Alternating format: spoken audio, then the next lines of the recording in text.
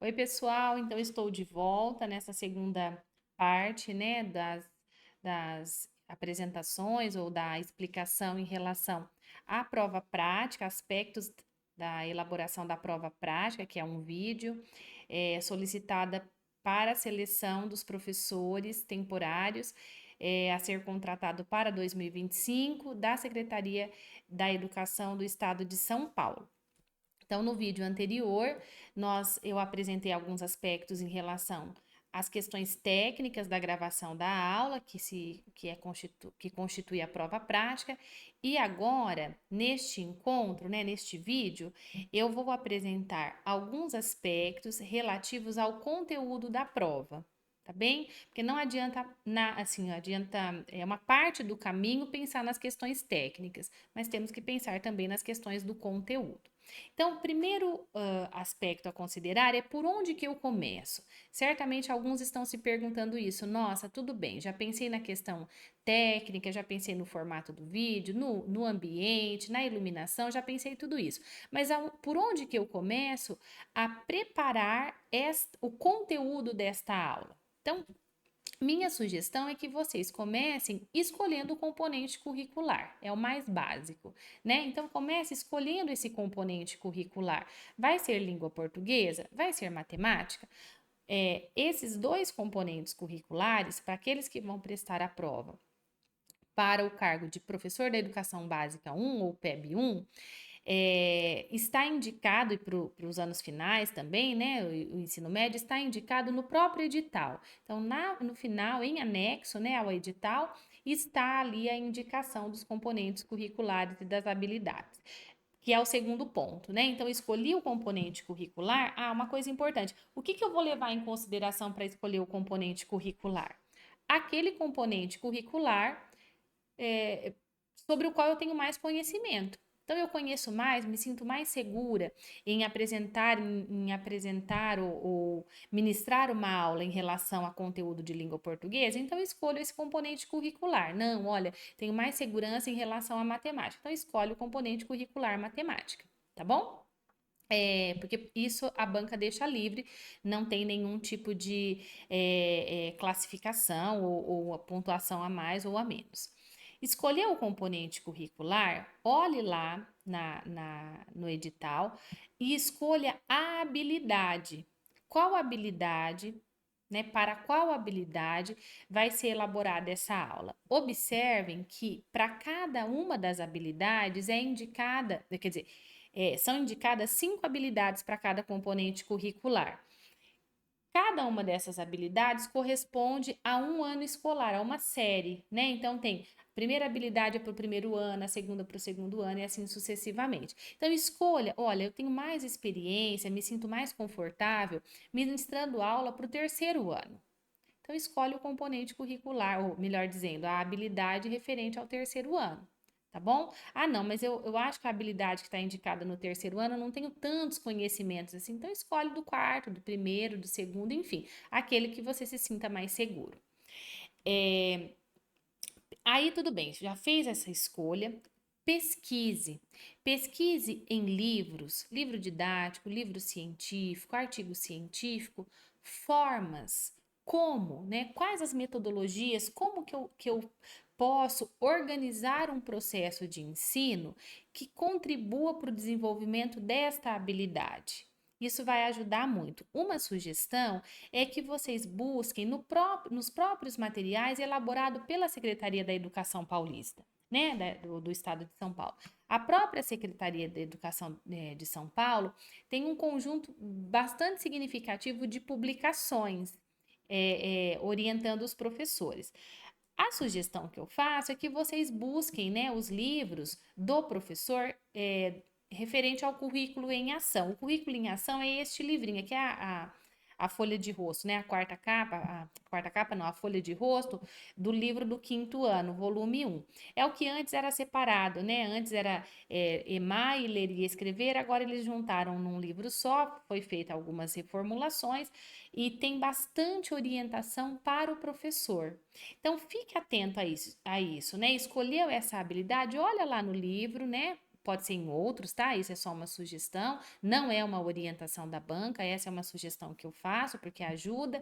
Uma vez que as orientações que são feitas no livro do professor, elas vão ao encontro, né? Elas são coerentes com os itens indicados no edital como critério de avaliação. Então, vai ajudar muito o professor, vai ajudar muito. Precisa copiar, Mona Lisa? Acho que não deve copiar, mas pode se inspirar nas orientações que estão ali. Isso vai deixá-los mais nutridos, vai dar ideias, vai ajudar a pensar aí as formas, tá bom? Ok, feito isso, eu sugiro que vocês façam um plano de aula escrito. O edital não pede o envio de um plano de aula, do plano de aula. O que é indicado? O que ele solicita, né? O que a banca solicita? Solicita que seja apresentado no início do vídeo, no início da simulação da aula, o tema da aula, a habilidade a ser desenvolvida com a atividade proposta ou as atividades propostas naquela aula e o objetivo e o tema. Qual tema, né, essa aula vai abordar? Então não pede, essa apresentação pode ser feita oralmente ou por escrito.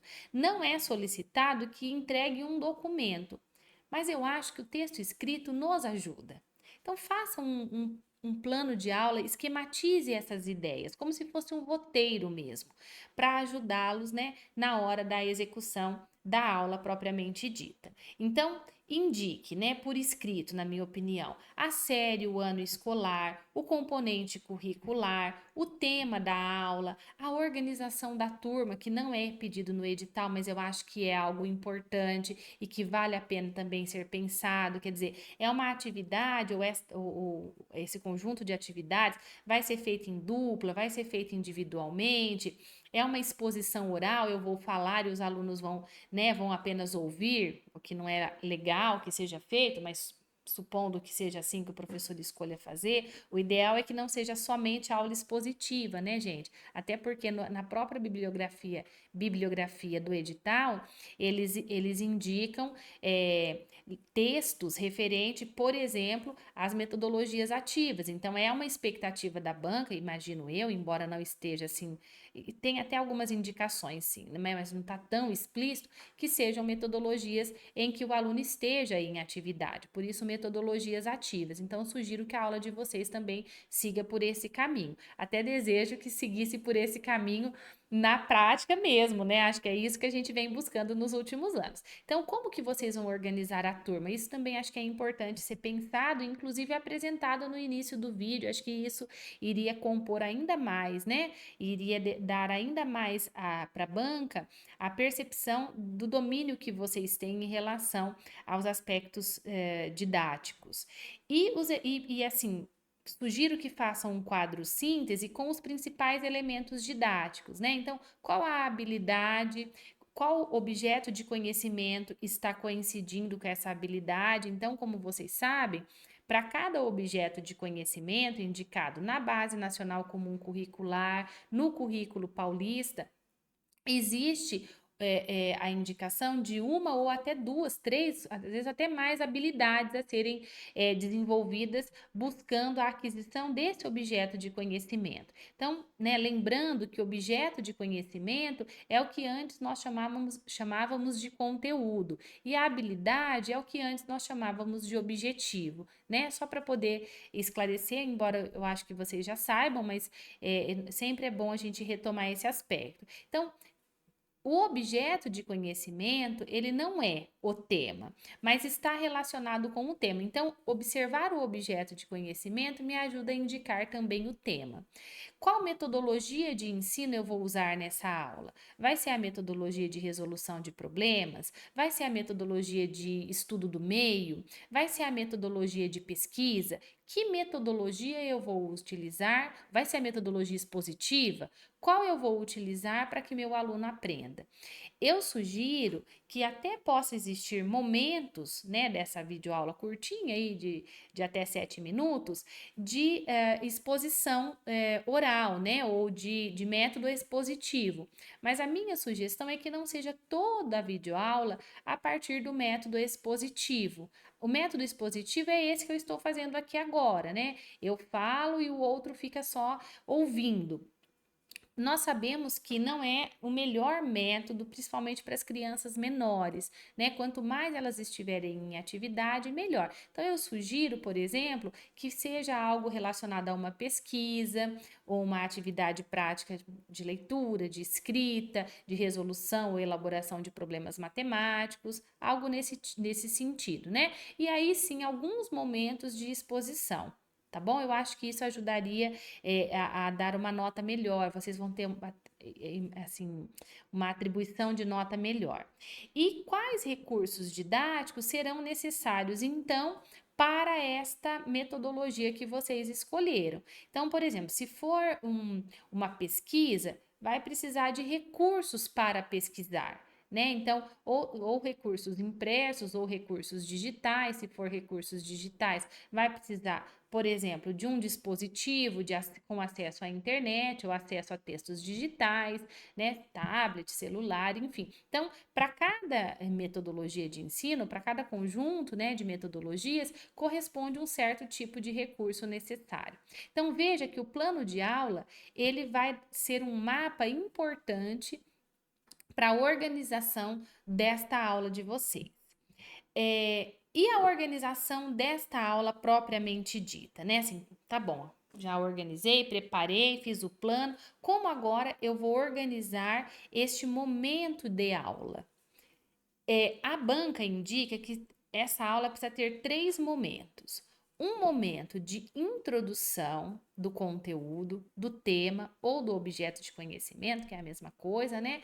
A contextualização deste conhecimento e o objetivo da aula. Então, o aluno precisa iniciar o processo sabendo o que ele vai aprender. É engraçado que tem alguns professores que falam assim: olha, a aula hoje foi tão legal que os alunos nem perceberam que estavam aprendendo. Eu acho isso uma grande preocupação, isso me causa muita preocupação, porque se eu não sei o que eu estou aprendendo, como é que eu tomo consciência disso? Então, o processo de aprendizagem é um processo que precisa ser transparente, então eu preciso saber, olha, estou fazendo essa aula para aprender a usar, né, uma atividade procedimental para aprender a usar esta régua. O objetivo é aprender a usar régua. Então, ao final desse processo de ensino, eu objetivo como aluno ter aprendido a usar esse instrumento da cultura humana, que é a régua. Então, se eu não sei para onde eu estou indo, vou parecer o gato da Alice no País das Maravilhas, né? Qualquer caminho serve. Então, esse momento inicial de introdução desse conteúdo, de contextualização desse saber, tá bom? No livro Currículo em Ação, vai ajudar bastante. Tem várias orientações sobre, né, esse momento e os demais também. No segundo momento da aula, é necessário que haja o aprofundamento ou desenvolvimento desses conteúdos. Eu chamo esse momento de ensino. Aqui é o momento de ensino de fato, mas não confunda ensino com apresentação oral pelo professor. Nem sempre isso é ensino, tá bom? Muitas vezes o ensino é a organização desse momento de aprendizagem e a condução pelo professor, mas não de maneira expositiva, não necessariamente precisa ser. Tá bom? Então, por exemplo, o professor estabeleceu como objetivo, né, ou como habilidade a ser dominada, o uso correto, o uso convencional da régua. Lembrando, né, quem é professor sabe que os alunos começam a usar a régua aqui, desconsideram que existe uma margem, né, que a marcação começa de fato aqui, outros começam a marcar a partir do número 1. Veja que é um instrumento realmente que precisa ser ensinado a ser utilizado. Bom, supondo que esse seja meu objetivo, não necessariamente eu preciso falar tudo isso para o aluno. Eu posso dizer, vamos medir quantos centímetros tem este lápis? Deixa eu ver se o lápis dá. Ih, o lápis não dá, porque o lápis é menor. Quantos centímetros tem esse post-it? Né? Deixa eu fazer assim para dar para ver melhor. E aí eu deixo e vou observando e vou orientando os alunos à medida que eles vão buscando realizar a atividade indicada. Tá bom? Então, não necessariamente, acho que até não é uma orientação mesmo que seja feito, que desde o início o professor já explique o que é para ser, como é para ser feito. Então, normalmente o professor, né, fica tentado a fazer uma aula expositiva antes da utilização, por exemplo, do objeto. Olha, isso é uma régua usada para medir, então a gente não pode começar a medir a partir daqui, tá vendo que tem um espacinho, a gente começa a medir a partir daqui, mas o aluno nem tem problema ainda, gente. Ele tá usando o instrumento e ele tá ouvindo o professor falar, mas ele nem tem um problema. Diferentemente de você dizer assim, para o aluno, quantos centímetros, né? Quanto mede esse post-it? Estou dando aqui um exemplo aleatório, né? A gente pensaria numa coisa muito mais sofisticada, mas assim, quantos centímetros tem? E aí, observar se o aluno começa daqui, do 1, falou, mas daqui até aqui tem quanto? E aí eu vou ensinando à medida que o problema ou que as situações vão acontecendo de maneira prática, tá bom? Isso é o que eu chamo de processo de ensino e que no edital aparece como aprofundamento ou desenvolvimento. Mas eu reforço a orientação, né? No livro Currículo em Ação, por exemplo, existe muita orientação em relação a isso, tá bom? Inclusive com perguntas que podem ser feitas, questionamentos e tudo mais. E um momento final, depois desse processo, um momento de conclusão. Então, levando aqui esse exemplo muito modesto que eu apresentei em relação à régua, né? Ao uso da régua, a habilidade de uso da régua. Então, no momento final, é o que será que nós aprendemos? Então, vamos anotar aqui na nossa lousa, né? O que nós aprendemos hoje em relação ao uso da régua? Então nós aprendemos que para usar a régua eu não posso começar da margem, eu tenho que começar a partir do primeiro risquinho, eu não posso começar a partir do número 1, porque na verdade o 1 indica o espaço entre esse primeiro risquinho e esse outro, que tem 10 risquinhos entre eles, né? Entre esse espacinho e esse, enfim, os vários aprendizados ocorridos ao longo do encontro, né? Ou da aula. É importante que vocês fiquem atentos em relação à linguagem utilizada durante a aula, né? Então, essa linguagem é uma linguagem clara, tem coerência, tem variação, ou eu estou sempre falando da mesma maneira, usando as mesmas palavras? Será que eu busco palavras, né? Então, busquem palavras que de fato expressem aquilo que vocês querem dizer, que expressem de maneira assim o mais fiel possível o conhecimento que vocês têm sobre aquele objeto de aprendizagem.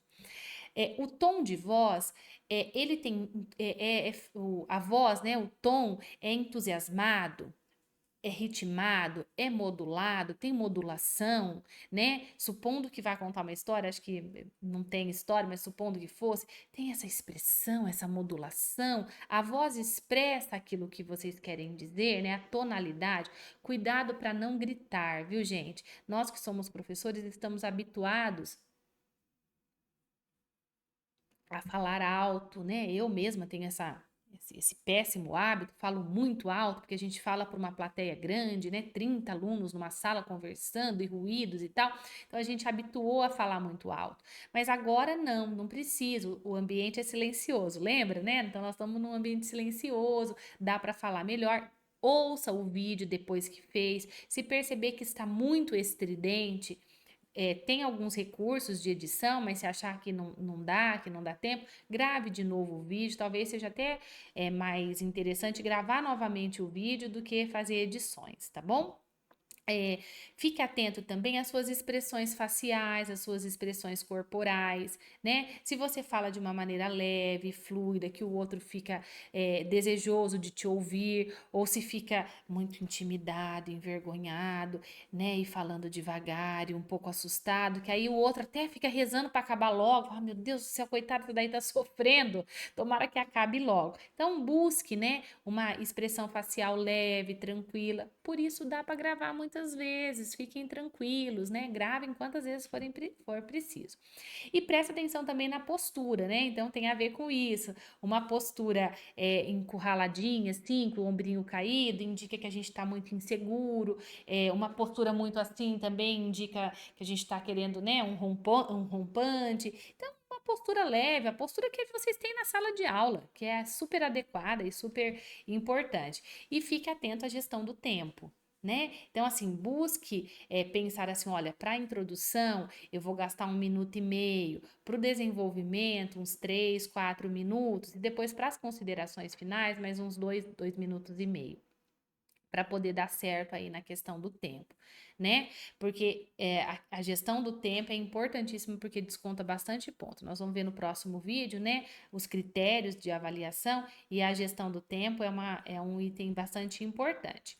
E para finalizar, então, as orientações em relação ao conteúdo, durante, né, a aula, faça questionamentos, interaja, pergunte. E você? Vocês já viram isso? Alguém já usou régua? Quem que já usou régua aqui? Em que momento? Como chama? Tem outros objetos na casa de vocês que pareça, né, com essa daqui? Ah, meu pai usa um que chama trena. Ah, e serve para quê? Qual que é a diferença da régua para trena? Né? Será que tem a mesma função? Será que tem funções diferentes? Enfim, faça os questionamentos, né? Provoque a participação desses alunos, estimule que eles estejam com vocês. Por isso que tem que ficar atento com a questão da aula expositiva, que não é dialógica, né? Se for expositiva, busque a dialogia, busque o diálogo com estes alunos, né? Por meio desses questionamentos. E a minha, assim, dica mais carinhosa é que vocês evidenciem os seus conhecimentos. Use esses 7 minutos que vocês têm, 5, 6, 7 minutos, para apresentar o máximo possível, né, dentro desse tempo exíguo, o máximo possível os conteúdos, o que você sabe sobre esse conteúdo, sobre esse objeto de conhecimento que você escolheu, e sobre os aspectos didático-pedagógicos, o processo de ensino. Vocês têm experiência, têm várias situações de vivência. Lembrem dos seus professores, aqueles professores que você admirava quando era aluno, né? Pensa no jeito que ele fazia e busque inspiração nesses sujeitos e apresente o melhor que você tem nesse momento. E cuidado, viu? Essa dica vai para os professores que estão no início de carreira. Às vezes a gente pensa assim, puxa, o outro está há mais tempo do que eu, talvez vai ter mais habilidade, vai ter mais destreza. Apresente o seu melhor, o seu melhor. Faça o melhor que você pode fazer. Não pense no outro, tá bom? Pense no seu. Apresente o que você tiver de melhor. Tenho certeza que vai ser muito bom. E por último, eu deixo aqui novamente o convite, né, para a mentoria que vai ser iniciada no dia 3 do mês que vem, no dia 3 de junho. Enfim, já fiz as apresentações aí, só tô deixando aqui como um lembrete, tá bom? Caso tenham dúvidas, a gente vai se falando, pode ser pelo WhatsApp, e eu vou esclarecendo as dúvidas sobre essa mentoria. Será um prazer tê-los comigo para a gente poder ampliar os nossos conhecimentos, né? Estudar um pouco mais os aspectos do conteúdo do edital, tá bom? Os aspectos da bibliografia específica. Bem, então eu encerro esse vídeo por aqui e no próximo vídeo nós vamos ver então rapidamente, né, porque já está no edital, os critérios de avaliação do vídeo de vocês. Um abraço para todos.